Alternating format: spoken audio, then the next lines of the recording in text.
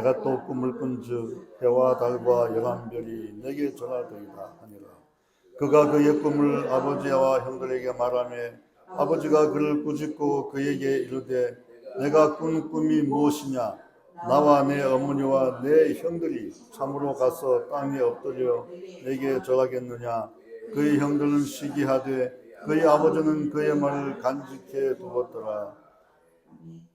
요셉이 그들에게 가까이 오기 전에 그들이 요셉을 멀리서 보고 죽이길 꾀하여 서로 이르되 꿈꾸는 자가 오는도다. 자, 그를 죽여 한 구덩이에 던지고 우리가 말하기를 악한 짐승이 그를 잡아먹었다 하자. 그의 꿈이 어떻게 되는지 우리가 볼 것이니라 하는지라. 아멘.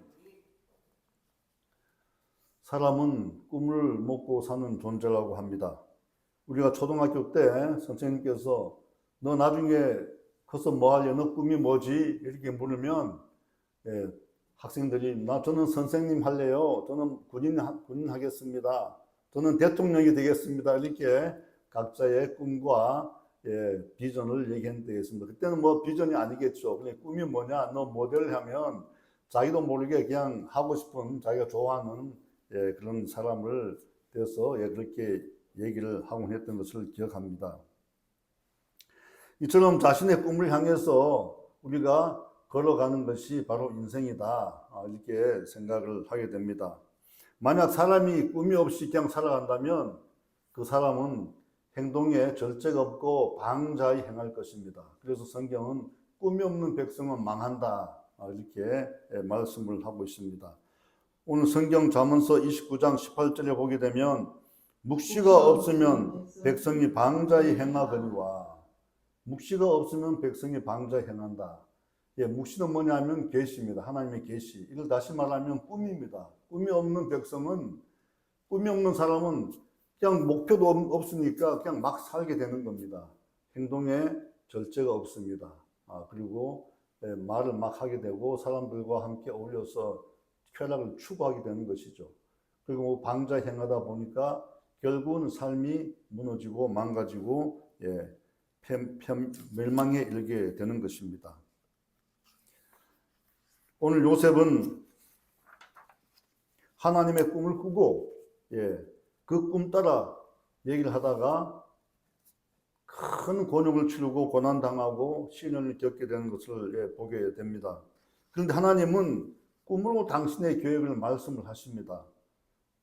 그리고 말씀으로도 계시를 하십니다.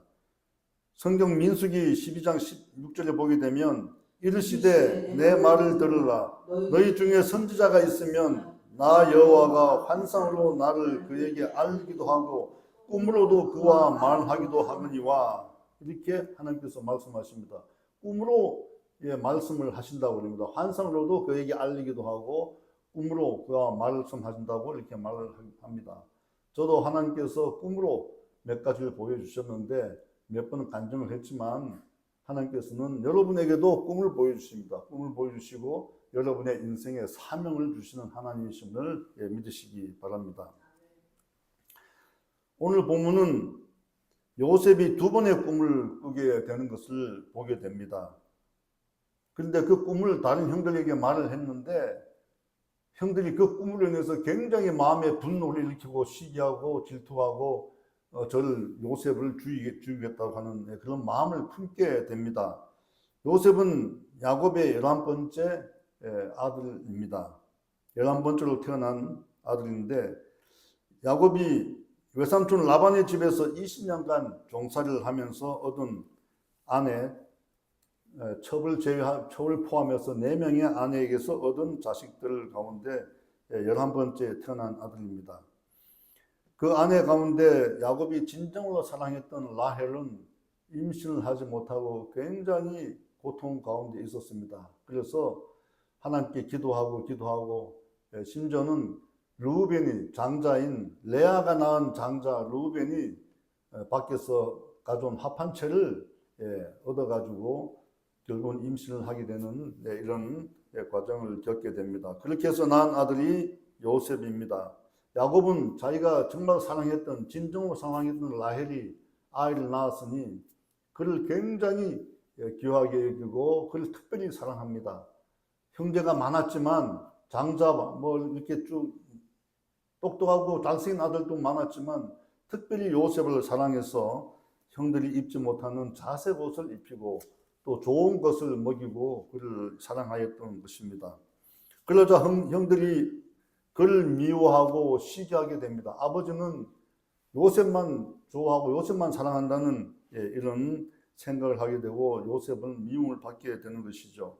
요셉을 따뜻하게 대하지 않고 그에게 욕을 하고 괴롭히고 심지어는 형제간에 왕따까지 시킵니다.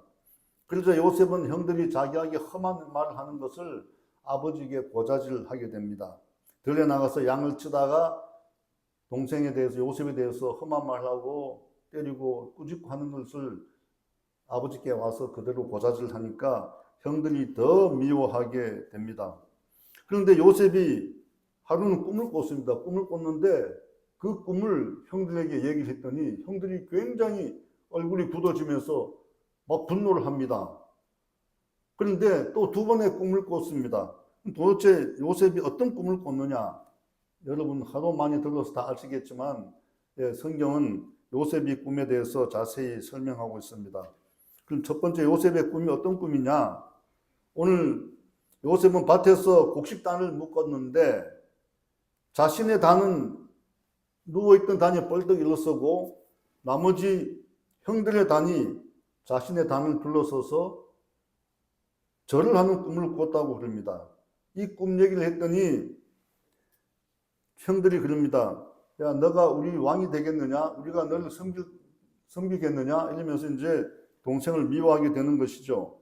그런데 그 꿈을 또 꿨는데 다른 꿈을 꿨는데 해와 달과 11별이 자기를 향해서 절을 하는 겁니다. 그런데 이건 너무 신기해가지고 아버지한테도 얘기를 합니다. 아버지와 형들에게 얘기를 합니다. 꿈 얘기를 하니까 아버지 야곱이 그를 꾸짖습니다. 꾸짖고 그의 말을 마음에 담아둡니다. 아, 요셉이 두 번이나 꿈을 꿨는데 심상치 않은 꿈이거든요. 그러니까 일단은 그런 꿈을 함부로 얘기하지 말라고 꾸짖고 그 다음에 그 말을 마음속에 두게 됩니다.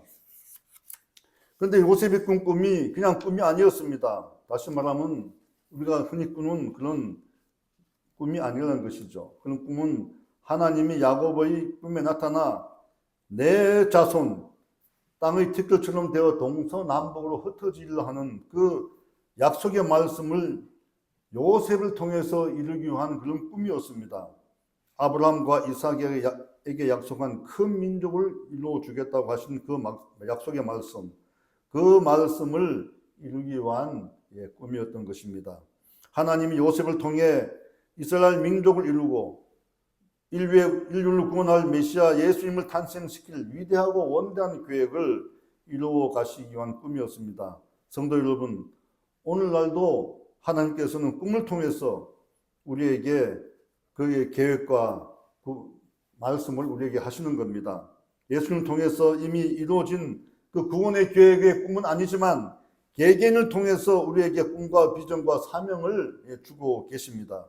그러므로 우리가 요셉과 같은 계시의 꿈을 꾸지 못한다 할지라도 하나님의 백성으로서 거룩한 꿈을 꾸고 우리가 나아갈 수가 있는 것입니다. 여러분 다 꿈이 있으시죠? 목표가 있고 인생의 계획이 있고 다 꿈이 있을 것입니다. 하나님이 만약에 여기에 더하여 하나님께서 꿈을 꾸게 하신다면 반드시 그 목표는 이루어질 것입니다. 꿈은 우리의 생각을 바꾸게 합니다. 그리고 믿음을 갖게 합니다. 나는 하나님의 영광을 위해서 앞으로 이렇게 살 거야 하는 거룩한 꿈을 꾸는 사람도 있을 것이고, 나는 사업을 해서 돈을 많이 벌어 저 불쌍한 사람들 이웃을 위해서 나의 돈을 사용할 것이다 이렇게 얘기를 하는 사람들도 있을 것입니다. 그런 꿈을 꾸게 되면 그렇게 행동하게 되고 그 꿈을 향해서 노력하게 됩니다. 오늘날 하나님은 우리 각 개인에게 주시는 꿈을 통해서 하나님의 사명을 이루고자 하고 계신다는 것을 여러분 믿으시고 하나님의 꿈을 얻기 위해서 여러분 기도하시고 노력해야 될 것입니다. 사도 바울이 풍랑을 만나 두려워 떨고 있을 때에 하나님의 사자가 그의 꿈에 나타났습니다. 그리고 바울아 두려워하지 말라 이렇게 말씀을 했습니다.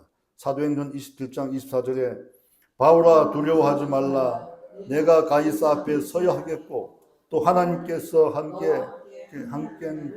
내게 아멘. 마태복음 27장 19절에는 빌라도가 예수님을 죽이라고 명령하는 판결을 내리려 할 때에 그의 아내가 꿈을 꿉니다. 하나님께서 그 아내에게 꿈에 나타나서 그렇게 하지 못하도록 말씀을 합니다. 그래서 그 아내가 빌라도에게 그렇게 얘기를 하자 빌라도는 자기가 사형 언도를 내리지 않고 유대인들에게 그냥 제사장들에게 예수님을 또 넘기게 되는 것입니다. 사도행전 10장에는 가이사에 주둔하고 있던 로마 군대의 백부장 고넬료가 꿈을 꾸고 베드로를 초청하여 온 집안이 구원을 받는 그런 역사적 사실이 기록되어 있습니다. 그러므로 성도 여러분, 우리가 하나님께서 우리에게 주실 그런 꿈을, 거룩한 꿈을 기대하며 기도하며 나아가시기 바랍니다. 기도하면 하나님이 꿈을 주시고 축복의 문을 열어주시게 됩니다. 둘째, 꿈꾸는 자가 오는도다. 그 위대한 꿈을 꾸고 살아가는 그 동생 요셉에 대해서 형들은 늘 불만합니다. 너무 미워서 양치는데도 이제 동생을 데리고 가지 않기로 결정을 합니다. 요셉이 17세가 되었을 때 들여 나가서 형과 함께 같이 양을 쳐야 됐는데 요셉은 집에 남아있게 됩니다. 남아있게 되다 보니까 아버지가 야곱이 그렇게 얘기합니다. 요셉아, 형들이 지금 세겜에 가서 양을 치는데 어떻게 양을 잘 치고 있는지 너가 가서 한번 돌아보고 와서 알려주라 이렇게 얘기를 합니다. 그래서 요셉은 아버지 명을 받아서 세겜으로 갑니다. 헤브론에서 세겜까지 걸어서 나을 길을 가서 보니까 형과 양들이 보이지 않습니다. 형들 찾아서 들을 헤매다 보니까 어떤 사람이 그를 찾아와서 너가 무엇을 찾느냐? 그 형과 우리 양을 찾는다 했더니 여기 있던 너네 형들은 도단으로 간다고 하던데 너 도단을 한번 가봐라 이렇게 이제 말씀을 합니다. 그래서 도단까지 갔는데 도단에서 이제 형들이 저 멀리서 오는 요셉을 바라보면서 야, 저 꿈꾸는 자가 오는다. 꿈꾸는 자가 오는도다. 그러면서 속삭이면서 저 요셉을 아무도 모르게 우리가 죽여서 그를 이제 우리에게서 떠나보내자. 그렇게 자기네끼리 모의를 합니다. 그래서 도단까지 갔던 요셉은 형들에 의해서 옷이 찢기고 구덩이에 넣어지게 됩니다. 죽이자고 하는 것을 장자 루벤은 그래도 큰 아들이다 보니까 아버지가 요셉을 사랑했는데 그 요셉을 잃어버리면 아버지가 얼마나 고통스러워하고 슬퍼할까. 그 슬픔과 고통을 우리가 지켜볼 수가 있을까 하면서 저를 죽이지는 말자. 우리가 요셉을 죽이지는 말자. 그렇게 해서 구덩이에다가 옷을 벗기고 넣게 됩니다. 창세기 37장 21절에서 22절 말씀을 다시 한번 다 합독하도록 하겠습니다. 르우벤이 듣고 요셉을 그들의 손에서 구하려 하여 이르되 우리가 그의 생명은 해치지 말자. 르우벤이 또 그에게 이르되 피를 흘리지 말라. 그를 광야 그 구덩이에 던지고 손을 대지 말라. 그가 요셉을 그들의 손에서 구출하여 그의 아버지에게로 돌려보내려 함이었더라. 아멘. 요셉은 제일 큰 형 루벤의 제동으로 목숨을 겨우 건졌습니다. 하지만 그는 형들에 의해 옷이 벗겨지고 깊은 구덩이에 던져졌습니다. 그 구덩이는 물이 없고 너무나 깊어서 혼자 힘으로 나올 수가 없는 그런 구덩이입니다. 물이 없기 때문에 며칠을 견디지 못하고 그는 죽게 되는 것입니다. 형들은 직접 그를 죽이지 않는, 피를 묻히지 않는 그런 일을 했지만 결국은 요셉은 그 안에서 구덩이에서 죽게 됩니다. 그런데 그들이 밥을 먹을 때에 유다가 네 번째 형 유다가 본인 저 멀리서 이스마엘의 자손들이 미디안 족속들이죠. 낙타와 양을 온갖 것을 다 몰고 이제 오게 됩니다. 낙타에다가 유향과 몰약을 또 여러 가지 향품을 싣고 이제 애굽 이집트로 내려가는 겁니다. 그들은 대상인데 그 오는 사람을 보고 야 우리가 요셉을 그냥 저 놔두면 죽게 되니 요셉을 저 애굽의 노예로 팔아버리자 이렇게 제안을 합니다.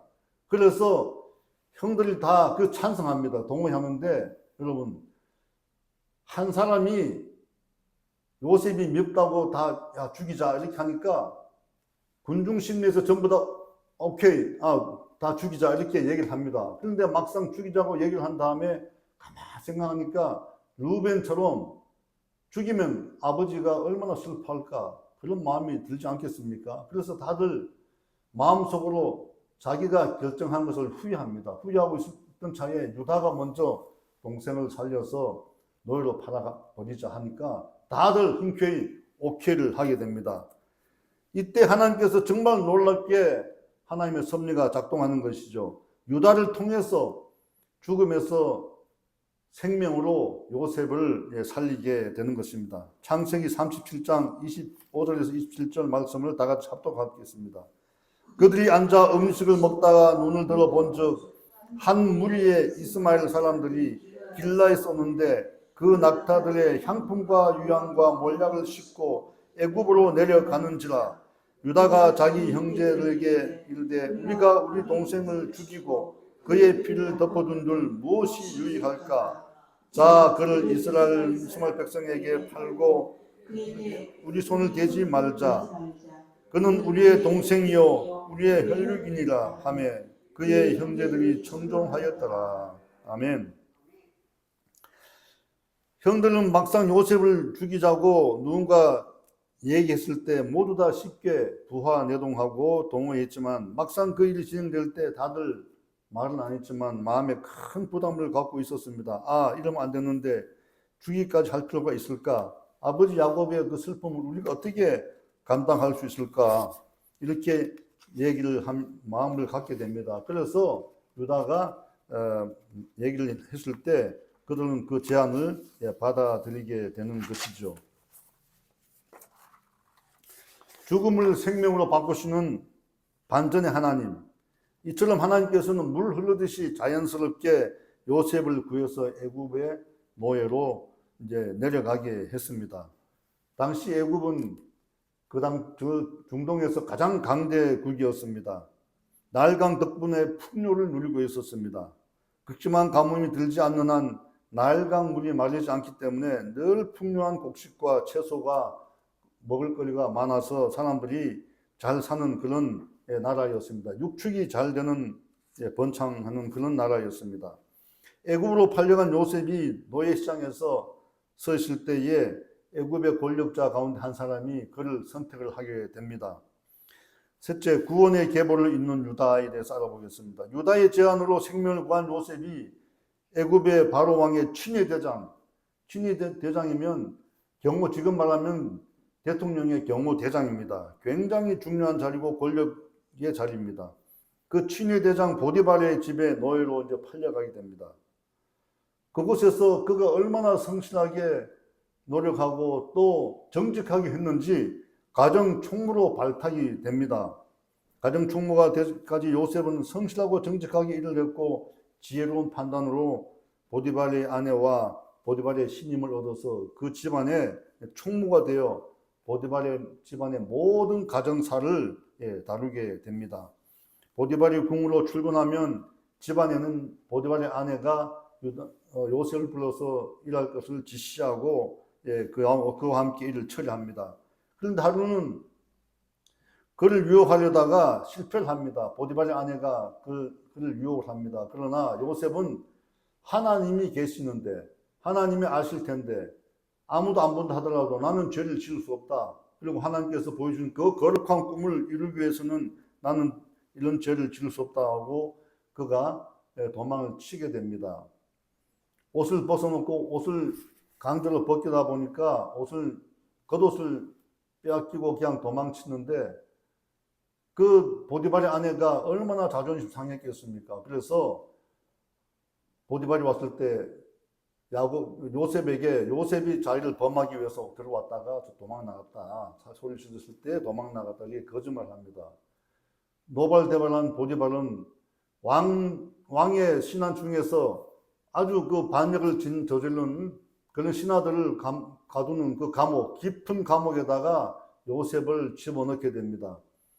요셉은 노예로 팔려올 때도 그 절망 가운데 아버지를 떠나고 형들을 떠나서 노예로 팔려온 그 절망 가운데서도 열심히 일하고 성실하게 일해서 가정총무로 일을 하게 됐는데 또 보디발의 아내의 그 말도 안 되는 음모로 인해서 자기가 깊은 감옥에 들어가게 된 것입니다. 정말 절망 가운데 희망도 없는 그런 절망 가운데 어둠 속에 갇혀 있게 됩니다. 여러분 생각해 보십시오. 17세에 노예로 팔려 나와가지고 거기서 감옥에서 깊은 감옥에서 아무도 없는 그런 깊은 감옥에 자기를 알아줄 수 없는 사람, 알아주는 사람 하나도 없는 그런 감옥에서 갇혀 있다는 걸 생각해 보십시오. 미래가 정말 절망이 아닙니까? 그는 분노하다가 보통 사람 같았으면 거기서 그냥 죽었을 텐데 그는 하나님의 주신 꿈을 믿고 기도하면서 그 꿈을 이루기까지 인내하고 기다렸던 것입니다. 그런데 하나님께서는 역전의 하나님이 아니십니까? 그래서 그 어두운 지하 감옥에 바로의 술관장과 떡관장이 무슨 죄를 저질렀는지 모르겠지만 감옥에 들어왔습니다. 그런데 요셉이 그 지하 감옥에서도 얼마나 열심히 잘하고 지혜롭고 똑똑한지 그 간수장이 그를 총무로 삼았습니다. 그 감옥의 총무로 삼아서 감옥의 사소한 일들을 다 시키게 됩니다. 그런데 하루는 바로의 술관장과 떡관장이 꿈을 꾸는데 아무리 생각해도 이거는 해몽하기 어렵습니다. 그렇다고 밖에 있을 때는 술사들 불러서 야, 이 꿈을 해몽 좀 해달라고 요청할 수 있겠지만 감옥에서 누구에게 그런 얘기 합니까? 그런데 그 꿈을 얘기하다 보니까 요셉이 제가 해몽을 해드리겠습니다 하고 꿈을 이제 해몽을 해줍니다. 해주는데 술을 따라 듣는 일을 맡았던 술관장의 꿈은 맞아떨어집니다. 그래서 바로가 얼마 안 돼서 그 술관장을 다시 부릅니다. 다시 궁에 들어와서 나의 술관장을 하라고 그렇게 얘기를 합니다. 바로 요셉의 꿈이 맞춰진 겁니다. 그래서 술관장은 감옥에 나와서 이제 바로 궁에 다시 들어가게 된 거죠. 그런데 3년이라는 세월이 흐릅니다. 그 꿈을 맞춰줬는데 내가 궁에 들어가면 너가 내 꿈을 맞춰서 이렇게 내가 궁에 들어가게 되니 내가 너를 잘 얘기해서 감옥에서 구해내겠다고 약속을 하고 갑니다. 그런데 3년이라는 세월이 흐릅니다. 그런 다음에 바로가 꿈을 꿉니다. 보니까 송아지가 바짝 말라가지고 흙이 져서 쓰러지는 그런 꿈을 꾸게 됩니다. 그리고 또 지나니까 송아지가 튼튼하게 살쪄가지고 아주 풍요롭게 풀을 뜯고 있는 꿈을 꿉니다. 도대체 이게 무슨 꿈인가 하고 아무리 물어봐도 아는 사람이 없습니다. 심지어 이집트에 있는 모든 술사를 불러서 물어봐도 그 점치는 사람들, 이런 사람들 맞추는 사람이 없습니다. 그때 술관장이 자기에게 꿈을 해몽해 준 요셉을 기억하게 됩니다. 아, 꿈을 정말 잘 해몽하는 사람이 있습니다. 그래서 얘기를 했더니 누구냐 데려오라 해서 요셉을 감옥에서 건져내서 바로 왕 앞에 세웁니다. 바로 왕의 꿈을 들은 요셉이 꿈을 해몽을 합니다. 말라 비틀어진 그 송아지는 소는 7년 동안 애굽에 극심한 가뭄이 들어서 모든 식량이 다 말라 죽게 되고 먹을 것이 없어 그 백성들도 굶어 죽게 됩니다. 그러니 우리가 흉년이 들 때 그 모든 것을 다 간직하고 저장해 뒀다가 7년 동안 흉년이 올 때 그걸 나눠주면서 돈을 받게 되면 왕은 크게 부자가 되고 백성들은 다 잘 살게 될 것입니다. 그렇게 꿈을 해몽해 줍니다. 그래서 바로 왕이 그 꿈이 너무나 신기하고 맞는 것 같아요. 그래서 야, 너가 참 지혜 있구나. 그래서 그 애굽의 2인자인 총리로 삼게 됩니다. 17세에 노예에 팔려가서 13년 동안 온갖 고난과 두려움과 절망 가운데 하나님의 꿈을 믿고 이루도록 그렇게 기다리고 했던 요셉에게 드디어 하나님께서 새로운 길을 만드시고 구원의 역사를 이루어 가시는 것을 우리가 보게 됩니다. 누가 봐도 요셉이 애굽의 총리가 되리라고는 꿈에도 상상을 할 수가 없었을 것입니다. 하지만 반전에 하나님께서는 요셉에게 총리라는 빛나는 면류관을 씌워 주셨습니다. 가나안에도 흉년이 당연히 들게 되겠죠. 식량을 구하러 온 형들이 근데 이스라엘 야곱이 식량을 구하러 형들을 전부 애굽으로 내려 보냅니다. 그런데 이스라엘에서 야곱의 아들들이 식량을 구하러 왔다는 얘기를 듣고 요셉이 그들을 부릅니다. 불러서 보니까 다 형들입니다. 얼마나 반가웠겠습니까? 그런데 그동안 마음속에 있던 모든 그 형들에 대한 미움은 눈높이 사라지고 흐르는 눈물을 주체할 수 없었습니다. 그리고 형들에게 묻습니다. 아버지와 막내 동생 베냐민, 자기의 친동생이죠. 이제 라헬이 마지막에 요셉과 베냐민을 낳았는데 베냐민은 가나안 땅에 와서 낳았고 요셉은 그 라반의 집에 있을 때 낳았던 아들입니다. 동생 베냐민의 안부를 묻고 아버지와 동생이 다 건강하게 살아있다 그러니 모두 데리고 애굽으로 내려오라고 합니다. 마지막에 요셉은 신하들 다 물리치고 형들 앞에서 자신이 요셉이라는 것을 밝히고 형들을 끌어안고 한없이 눈물을 흘리게 됩니다. 창세기 45장 4절에서 5절 우리 다 같이 합독하게 하겠습니다. 요셉이 형들에게 이르되 내게로 가까이 오소서. 그들이 가까이 가니 이르되 나는 당신의 아우 요셉이니 당신들이 애굽의 판자라. 당신들이 나를 이곳에 팔았다고 해서 근심하지 마소서. 한탄하지 마소서. 하나님이 생명을 구하시려고 나를 당신들보다 먼저 보내셨나이다. 아멘.